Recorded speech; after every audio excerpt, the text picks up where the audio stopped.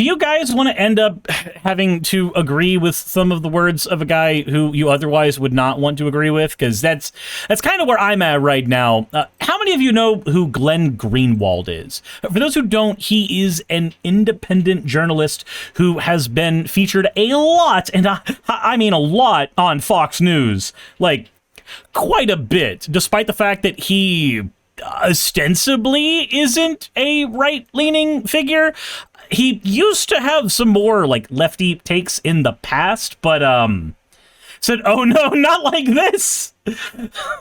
We'll get to him in a second, but first, I need to show you guys fan art. And because Pernia keeps on sending it to me in DMs, I'm gonna have to keep showing you the fan art from there, because I recognize that for a long time, I just kept forgetting to send that fan art in to where it needs to go, and that is entirely my bad, so I am very sorry for that, Pernia. I should have done my due diligence. Anyway, I want to show you guys the fan art that she submitted. This one is, I mean, I think it speaks for itself, right? Like, I would want this to be a motion background for something.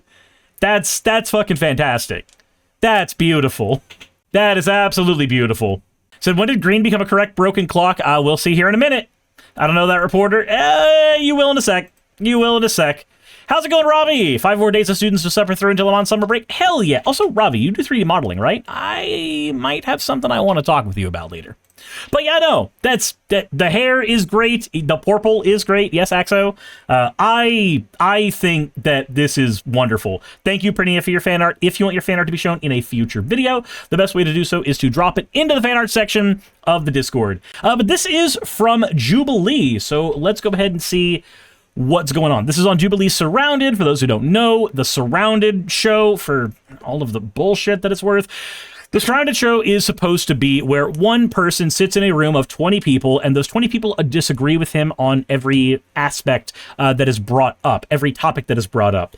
A person is allowed to come and debate with the person in the middle, and they are forced to leave if over half of the surrounding viewers give a red flag, and then another person needs to come take the seat and then debate them on whatever topic that they're on at that point.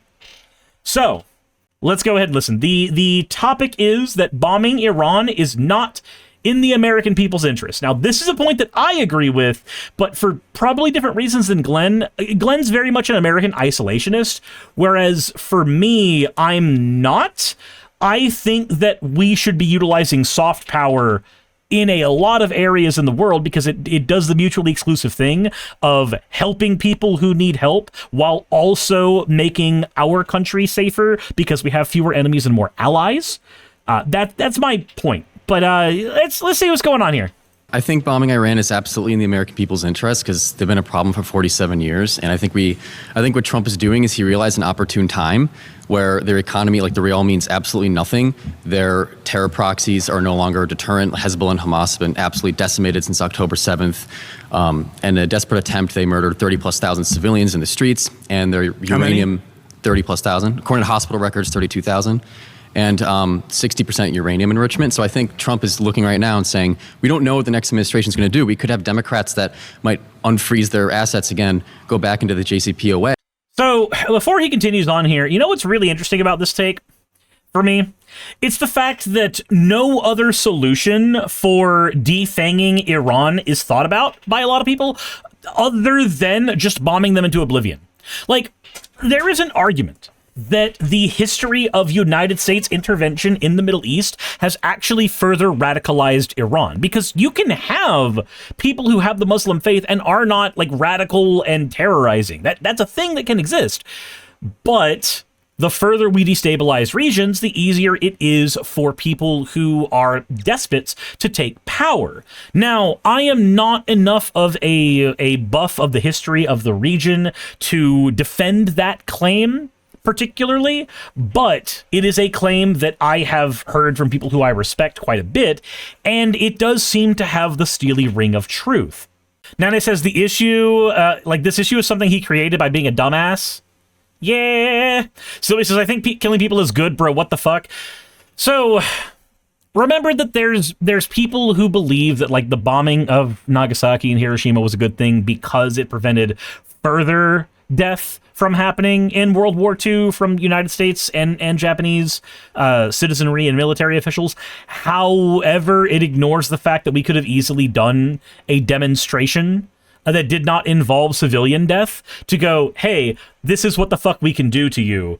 Maybe you should back down. Like, it ignores like actual mechanical things that we could do in order to have those discussions and save those lives. But there are people who do not see any world other than the world where we need to threaten people with biggest, baddest gun.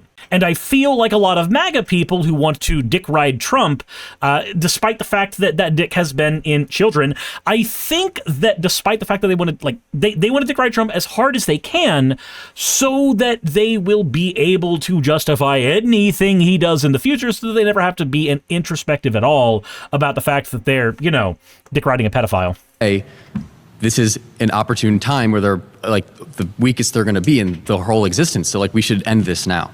Yeah, I think it's, I want to talk about that. I just want to ask you, and I'm not trying to be personal in any way, but I do think it's an interesting phenomenon that for centuries when countries wanted to go to war and people said, yeah, let's go to war, the big test was, are you willing to risk your own life in the war that you think is so important to defend your country's interests? You seem like a young guy to me. Have you ever thought about going and fighting in this war that you're cheering on?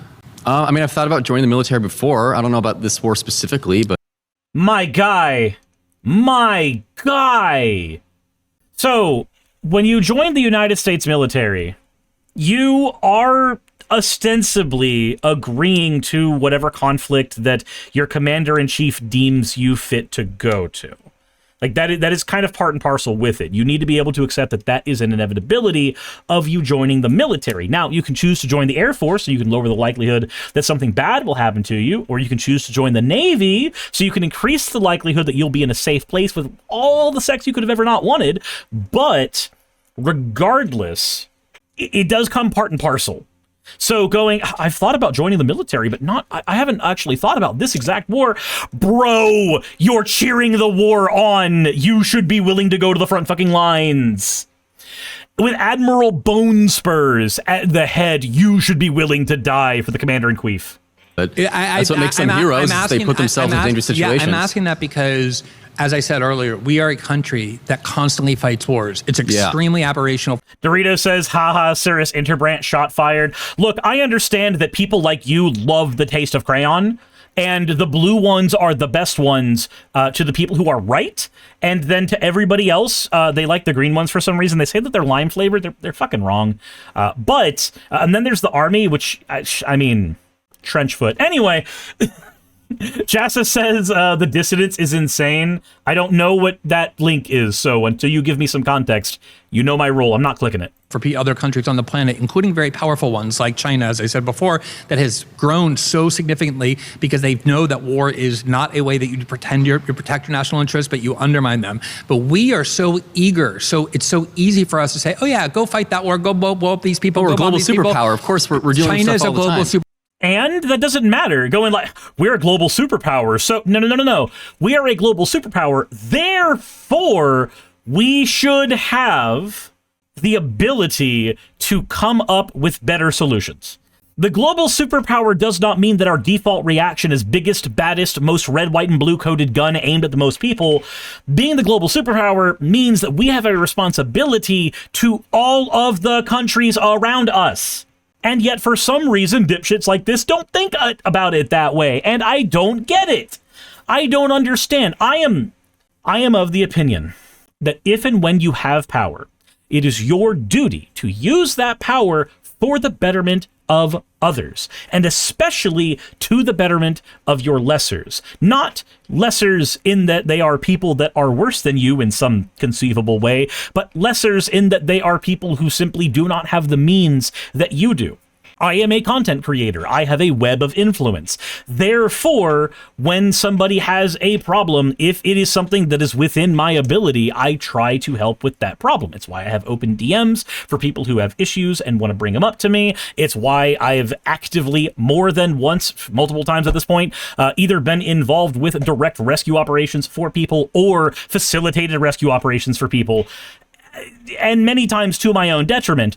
I do those things. I'm not trying to toot my own horn, but that's because I think that if you have a measure of power, that power needs to be distributed to the people around you who don't have that power. A small version of that for myself is I'm able to write off Magic the Gathering cards. I'm able to write those off on my taxes because I have a Magic the Gathering channel where I cannot interact with that game without spending money on those cards. Do you know what happens to the vast majority of cards I own? They disappear. They literally go into the hands of other people because other people who either don't know how to make a good commander deck or don't have the money to build a good commander deck, I will just whip them up something or upgrade what they have and then hand it to them. And every single time when the conversation is had about like, oh, how much do I owe you? The response is always, you don't fucking owe me anything. I don't know the price of the cards I handed you. I don't care about the price of the cards I handed you. I handed you them so that you and your mental health can have a community around you where you can play games with. Because I think that third spaces are important. It's why I'm trying to start a show about them or something. I feel like if and when you have a measure of power, you owe it to the people around you who do not have the same measure of power to try, at least in some way, to use that to better your life. In some way. Even if you only do it for one fucking person, you still ended up bettering somebody else's life. You have responsibly used your power in some way, shape, or form. But again, for some reason, especially isolationist pro-military Americans don't think about power that way. They don't. They think about power as a weapon to be wielded as opposed to a mantle of responsibility. And that pisses me off. I'm not going to lie. Like, it is one of those things that unironically makes me angry. It's why I don't have a problem with taxes generally, because I think that the burden of helping the common people should be on the people who are collecting the taxes from everybody else. And yet we use them instead to give Marjorie Taylor Greene a pension. Anyway, continue. Our power as well and doing infinitely better than the United States by so many metrics because of the I don't know about that. Google it. I'm sorry, but the I am going to quote my guild leader from WoW Classic years ago. The United States is one of the most functional second world countries. Ask Latin American and African countries with whom they're dealing more and who they prefer to deal with, China or the United States, and they will tell you that the United States is a bully country that runs the world through military force and China isn't. That's one of the problems that we have. But Iran has not attacked the United States, has no ability to attack the United States. Man, I'm just going to have to show you guys a clip. So, okay, I hate to be the guy that pulls up a villain speech from a corny-ass video game to make a point, but world are astounding power, of course. No longer will the United States think they can police the world forever. I don't want to be the guy that pulls up a villain quote from a terrible fucking person, but we do kind of operate that way. We do kind of operate like we're world police.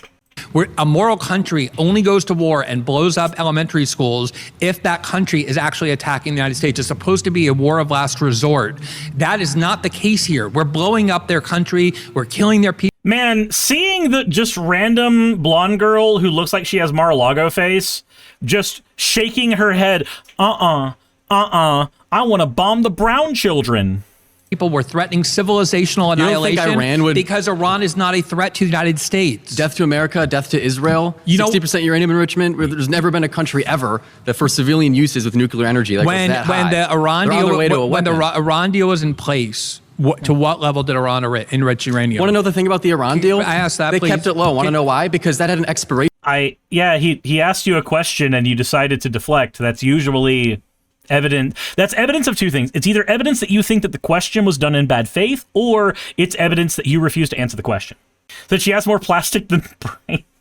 Date. Meanwhile, they got to reap all the benefits of their unfrozen assets and fund their proxies. This other thing about unfrozen, there's no limitations on their terrorism. The United States has the right to just go around stealing other people's assets. Like, hey, if they're going to use it for terrorism, sold. Okay, so can we also talk? And the United States decides. Can we also talk about that word terrorism? Again, I don't want to pull up the Resident Evil 4 quote, but I think it's from Sadler, or it's Salazar, one of the two, but it's where Leon says that's terrorism, and he goes, isn't that a popular word these days? But, RE4 was made a few years after the war in Afghanistan. Anyway, so I need to throw this idea out there to you. And there's going to be a lot of people who do not like this take. I don't care. If you have a problem with this take, that's entirely okay. You can tell me in the comment section. You can tell me in my DMs. You've got all kinds of ways you can bug me about it. But I think that we, after 9/11, have used the word terrorism as a catch-all for all things bad, when literally terrorism's a matter of perspective. If it is being done by your country and you agree with it, it's revolution, or it's freedom fighting, or it's enforcement. When it's being done by a person who's not in power or somebody you don't agree with, then it's terrorism. I think that is a useless word. I really think it's a useless word, because all that word says is that there is political violence that has happened that I disagree with. Boy, howdy, the United States Police exist. They do terrorism in my perspective, because they are, by definition, a political unit who engages in violence. That's the definition of terrorism. Like, I'm sorry, but I think it's a useless fucking word. Hellbound says, if we're going to seize assets that will be used for terrorism, we need to grab the $1 billion slush fund little Donnie is trying to set up for his buddies. Right, remember, it's completely moral for us to seize assets in order to stop terrorism. But we are able to take taxpayer dollars that had to come out of your wallet and my wallet and create the fucking slush fund so that all the January 6ers can get a nice, cool $1 million each. 1,600 January 6ers are on that dossier. 17 billion or $1.7 billion is being utilized to pay for them. That is a cool million for each and every fucking one of them. Before taxes, of course. But oh no, you had to pay $300,000 and getting $1 million. Oh no, it's so bad. Old Gus says violence to influence policy and society beyond the scope of the violence. It's a political military tactic. Again, it is a word that needs to have more attached to it before I can care about it. Because terrorism is just always going to be the political violence you don't agree with. Like, fundamentally, that's what that word boils down to. And here's the thing, what we are doing in Iran, bombing them, that's terrorism to them. It's politically motivated violence against their country. It's okay when we do it, though, I guess. Then he says, shout out to all the January 6ers who got themselves killed in altercations with the police and the intermediary. Jesus. That on their own. We're in a higher moral ground than Iran. Why are we pretending they're the same thing? Because I think that's very doubtful. I know people in the United States. We're in the higher moral ground. No, you only think we're in the higher moral ground because you live here. I don't think you understand, but the higher moral ground is likely not the person who's invading the other country. The higher moral ground, you only think that's us because we happen to be the country that you were born into, or at the very least, you're the citizen of. Almost anybody is going to think that they have the higher ground when the perspective is from their point of view. You can disagree with politics, you can disagree with policy, but statistically, most people are going to agree that the norms in the Overton window from the country that they were born in are better than the norms of somewhere else, unless they are either really naive or super politically plugged in, so they either have a bad guess as to a better place or a good guess as to a better place. It's only okay if the Mad Magna is the one using it. I saw a documentary using puppets about the USA being the police around the world. It's just... I just don't get it. Like, if Iran was bombing our children, then maybe I would think that we have the higher moral ground here, but that's not what happened. We did that to them. We literally said, we are going to be the super best, most uberest responsible people with a nuclear program that will allow us to make sure that the power in our country is clean, even though most of it's going to be going to data centers. But don't worry, another country gets it. We just have to keep destabilizing them. Ignore the fact that destabilizing those countries are likely leading to them seeing us as an enemy instead of an ally, and therefore we are directly creating our enemies generations down the road, if not right the fuck now. Ignore all of that. It's okay when we do it. My God, Only difference is that our fundamentalists are white and Christian. Like, ask any fucking Seven Mountains mandate spewing idiot in the United States government they are gonna sound exactly like the most radical jihadist that you can picture in your brain as a terrorist. But because they're Christian colored, I guess they're better or something. It's infuriating, man. Hey, you made it to the end. I want to give an extra thanks to the patrons who allow me to do this full time. I want to thank Aaron Rail, Astral, Britzkrieg, Jemshin, Poundini, Red Joker, Victoria, Jonas, Craig, Tarika, Fireshard, Smiling GM, John, Dren Hadamada, Creeper, Sagitta, you know I'm not saying that last part, Sylvie Snow, Valis of Seraph, Ottoman Angel, Rooster Rachel, and Fire Panda, who are all my $20 and up patrons.